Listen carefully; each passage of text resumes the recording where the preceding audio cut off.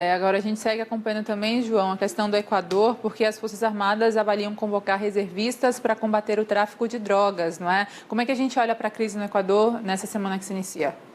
Pois é, Lene, essa semana é importante também para sair com mais prisões, para ter mais detalhes do que vem acontecendo no Equador. E claro que o Exército, as Forças Armadas de maneira geral, junto com a Aeronáutica e com a Marinha, prestam uma ajuda essencial à polícia e às investigações. O Equador está em estado de exceção, o que permite às Forças Armadas ajudar a polícia, principalmente dentro das cadeias, a conter ali atos rebeldes, revoltas, motins dentro das penitenciárias. Só que fora das cadeias, as Forças Armadas também atuam. E aparentemente, nem todo mundo dentro das Forças Armadas acredita que o número atual de militares nas ruas é suficiente. Por isso, cada um responsável pelo Exército, pela Marinha e pela Aeronáutica vai ter que dizer ali ao comandante supremo das Forças Armadas no país se acha necessário que sejam solicitada a ajuda de quem está na reserva, ou seja, não está atuando ativamente nas Forças Armadas. Esse é mais um símbolo, mais um efeito dessa luta contra as drogas, contra o tráfico de drogas do Equador.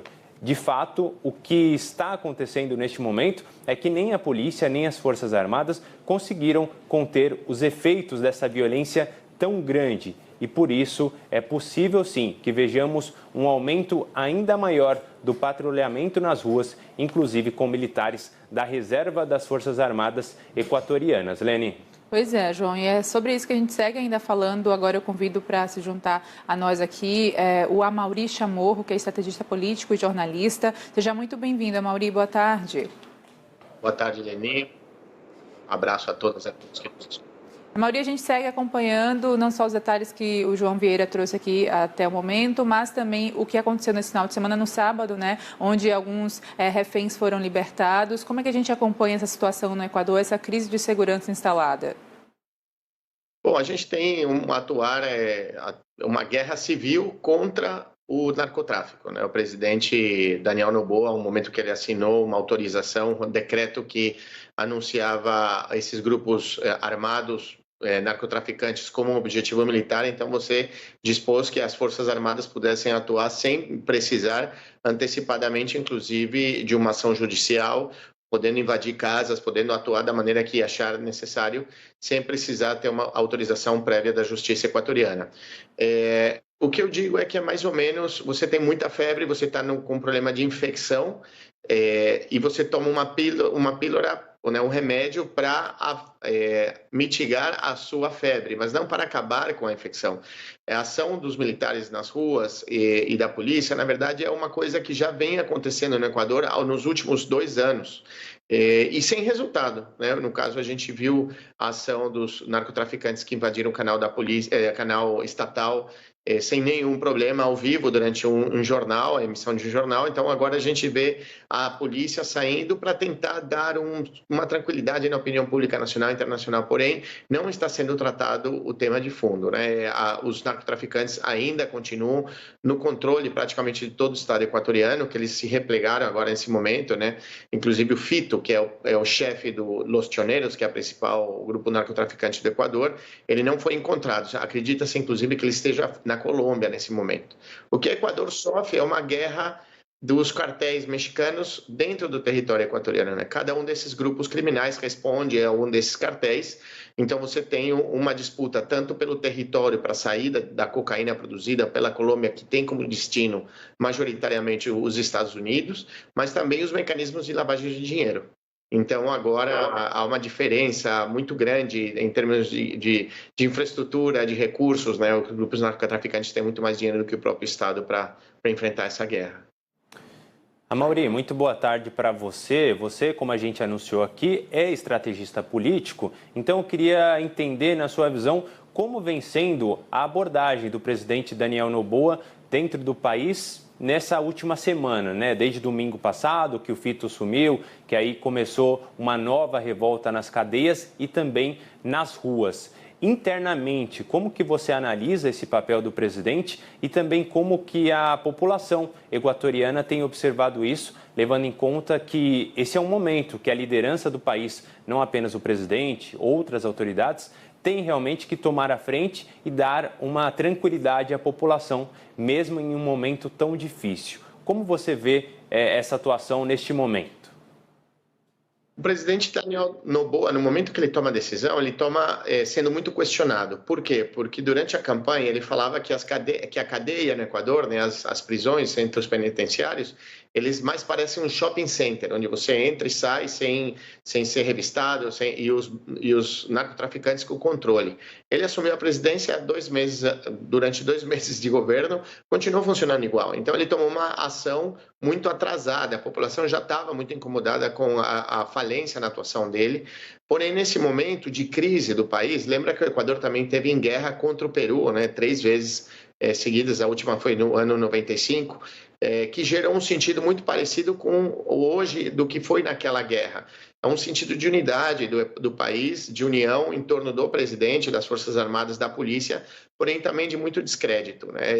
Os bandidos, os grupos criminais continuaram fazendo atentados, assassinando policiais e atuando de certa maneira no país. Ou seja, comunicacionalmente mostra, você vê esses vídeos da polícia atuando, o exército na rua, porém o controle territorial continua ainda na mão dos grupos criminais. Então, comunicacionalmente, o presidente fez o que tinha que fazer. Porém, a médio e longo prazo, vai ser difícil a gente sentir o resultado, porque a gente precisa de uma ação internacional. O problema no Equador não é um problema do Equador, é um problema dos Estados Unidos, que consomem cada vez mais cocaína, e grande parte dessa droga que é produzida majoritariamente na Colômbia, né? A Colômbia produz 85% da droga consumida no mundo, 90% da droga consumida, da cocaína consumida nos Estados Unidos. Grande parte dessa droga agora sai pelo Equador. Então, se você não sentar com o consumidor dessa cocaína, que é os Estados Unidos, que é o grande gerador dessa problemática, dessa violência, você não vai ter um resultado. Não adianta você pôr o exército, a polícia na rua. A Colômbia já vem fazendo isso há 40 anos, com o financiamento da União Europeia, com o financiamento dos Estados Unidos, inclusive com o treinamento e presença militar dos Estados Unidos na Colômbia, e nunca antes na história do país ela havia produzido e exportado tanta cocaína. Então a gente vê que a solução não é militar, não é ostensiva, porém, ela sim ajuda a mitigar os indicadores de violência neste momento, mas a médio e longo prazo o problema não vai ser resolvido. O Equador está mergulhado numa crise econômica muito grave que o presidente Daniel Noboa até agora não conseguiu dar sinais de ter um controle de um projeto econômico que tenha que a população equatoriana acredite que vai melhorar a situação do país.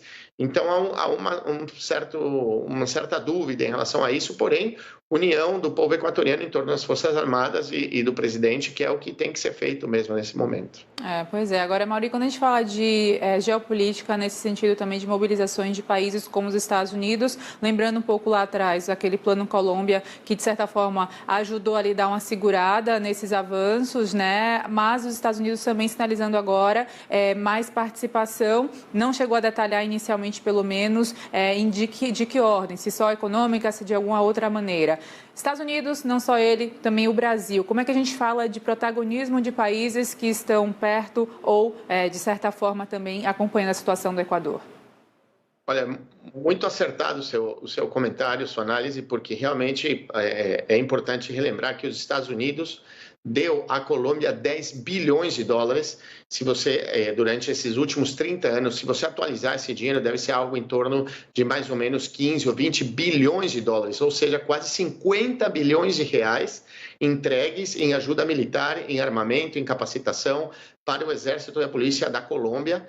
E aumentou também a presença militar aeroespacial, né, com a tentativa de detectar aeronaves, navios e também aqueles submarinos artesanais que levam a cocaína para o México. E de nada adiantou. Na verdade, a Colômbia explodiu os seus recordes de produção de cocaína. Não adianta, os Estados Unidos consomem essa droga. Os Estados Unidos ganham muito dinheiro com o narcotráfico. Eu posso te citar um dado real. Eu moro, inclusive, também na Colômbia, eu trabalho há muitos anos na Colômbia. 1 quilo de cocaína na Colômbia, na Amazônia colombiana, custa mais ou menos $1.000. Esse mesmo quilo de cocaína nos Estados Unidos, em Manhattan, custa $250 mil. Então, a diferença é muito grande. Onde ficam esses $249 mil? Não vem para a América Latina, eles ficam nos Estados Unidos. Então, a cocaína é um negócio muito rentável para os Estados Unidos. Por isso que você não tem um resultado concreto de você diminuir a produção de droga. Por quê? Porque o problema está no consumo. Os Estados Unidos investem mais numa suposta guerra ao narcotráfico, que na verdade é um grande negócio, porque quando eles falam que estão financiando, o que eles fazem é o seguinte, falam, olha, o governo da Colômbia, o governo do Equador, eu vou te vender mais helicópteros, mais armas, mais fuzis, vou te dar capacitação, mas na verdade não é que eu te dou o dinheiro, eu vou te dar uma linha de crédito para você comprar as minhas armas, você comprar os meus helicópteros, as minhas munições para você combater o narcotráfico. Com um agravante, as armas, o armamento do narcotráfico na Colômbia e no Equador é um armamento fabricado nos Estados Unidos. Há mais ou menos 2 semanas, chegou no Equador e foi encontrado um container que chegou dos Estados Unidos com um armamento, com fuzis 0 quilômetros novos, produzidos nos Estados Unidos, que chegaram no Equador sendo comprados pelos narcotraficantes. Como pode ser que você compra armamento dos Estados Unidos, direto da fábrica, com o dinheiro do narcotráfico? Então não adianta, há um pouco de hipocrisia por parte do governo dos Estados Unidos e também da União Europeia, porque eles não estão sentados à mesa. Se a gente for analisar a médio e longo prazo, a única solução disso é você pensar, inclusive, na legalização desse processo. Para cada estadunidense que morre de overdose nos Estados Unidos, 10 jovens das periferias da América Latina morrem no combate, nessa guerra, suposta guerra ao narcotráfico. Então, a gente põe os mortos, a nossa juventude é assassinada, a nossa juventude é que produz, transporta e também, de alguma maneira, faz a segurança desse processo do narcotráfico. Porém, esse dinheiro, essa riqueza produzida por esse ato ilícito fica nos Estados Unidos, não fica na América Latina. Então, é uma situação muito complexa, onde ela tem que ser discutida com o México, com a Colômbia, o Equador, o Peru, a Bolívia e o Brasil, que são os países afetados tanto como na produção, também no transporte da droga e, no caso do Brasil, o consumo, né? A informação que o Brasil é o segundo maior consumidor de cocaína do planeta, muito distante dos volumes dos Estados Unidos, porém é um grande consumidor, então também há um problema de segurança pública e principalmente de saúde. Então isso tem que ser enfrentado de maneira holística, completa, mas com a presença dos grandes consumidores e aqueles que ganham muito dinheiro com a cocaína, que são os Estados Unidos. Amaury, você colocou bem a necessidade da integração regional, do diálogo, e não apenas a integração regional na América do Sul, na América Latina, mas ampliando esse debate. Esse é um ponto, mas agora a outra questão, né, para colocar isso na prática. Sempre que tem ataques, coisas do tipo, contra um país ou outro, inclusive agora com o Equador, vários países se manifestam. Apoiamos o presidente, apoiamos a atitude do Equador de lutar contra as drogas. Mas, na prática, esses países, e aí eu considero o Brasil também, estão abertos a discutir esse assunto em conjunto para, de fato, colocar um ponto final nessa situação? Porque o problema está estabelecido, mas a solução parece que nunca vem. No caso da Colômbia, já há uma cooperação a ideia de décadas, né? Entre as polícias, entre os ministérios públicos, os ministérios da Justiça e também o Ministério de Relações Exteriores de cooperação binacional. Também há um pouco com o Peru, mas com a Colômbia há já algum tempo. A gente viu que não serviu para nada até agora. Na verdade, você tem uma fronteira muito extensa, uma grande parte dessa fronteira entre ambos países é a Amazônia, que é algo que não tem um policiamento, digamos, como a gente está acostumado a ver em grandes cidades. Mas já há um processo de integração que é insuficiente. O Brasil tomou uma decisão muito acertada para ajudar o Estado equatoriano, né? O presidente Daniel Noboa indicou que vai enviar policiais da Polícia Federal, inclusive abriam a operação da Polícia Federal dentro do Equador, se for necessário, para poder colaborar e ajudar a Polícia Equatoriana, o Ministério Público, a Justiça Equatoriana, para enfrentar essa crise. Isso é o correto, todos os países deveriam atuar dessa maneira. Agora, você também tem um indicador muito importante. A Colômbia, neste momento, voltou a ter os indicadores de violência de antes do acordo de paz firmado com as Farc no ano 2016. Ou seja, você tem um aumento da violência no país, também, por grande parte, por aumento do consumo da cocaína nos Estados Unidos. Então, você continua tendo disputa territorial, disputa dos corredores, né, de saída da droga, e o Equador é um dos principais. Então, só integração regional entre os estados, mas principalmente se houver a participação dos Estados Unidos, não com um falso financiamento e ajuda econômica para você comprar armas dos Estados Unidos. Isso não vai resolver, porque isso não resolveu durante 40 anos. Os volumes, de violência na Colômbia e de volume de produção de cocaína são iguais. E nunca os Estados Unidos deu tanto dinheiro para um país como deu para a Colômbia. Então, não é essa a solução, é uma solução política, onde tem que ser discutido, inclusive, a sociedade tem que discutir a possibilidade de legalização, inclusive, dessa droga. Porque não é possível que a gente continue, que os nossos jovens dos setores das periferias dos nossos países, do nosso continente, continuem morrendo. Olha as tragédias também no México, na América Central, geradas pelo narcotráfico. Então, eu acho que chegou o momento, sim, de discutir. O Equador está sendo vítima desse caos todo, e o Estado equatoriano, isso eu posso reafirmar para vocês, não tem capacidade econômica, nem a justiça equatoriana, nem militar, para poder enfrentar esses grupos narcotraficantes. Se você me permitir só completar com uma última informação, desculpa, eu me estendi muito, mas é que é importante dizer, o Equador se calcula que lava ao ano mais ou menos 30 bilhões de reais do narcotráfico. Esse dinheiro, grande parte, fica para o Equador. Isso é mais do que o orçamento das Forças Armadas equatorianas. Então, não tem como você competir em termos de capacidade, de musculatura, vamos dizer assim, militar. Sem contar que esses grupos criminais estão permeados em todos os setores da sociedade civil, inclusive na justiça. Então, a situação é extremamente complexa. Amaury Chamorro, muito obrigada por suas contribuições aqui, juntamente com o João Vieira. Ótima tarde e boa semana para vocês. Até a próxima. Obrigado, igualmente. Obrigada.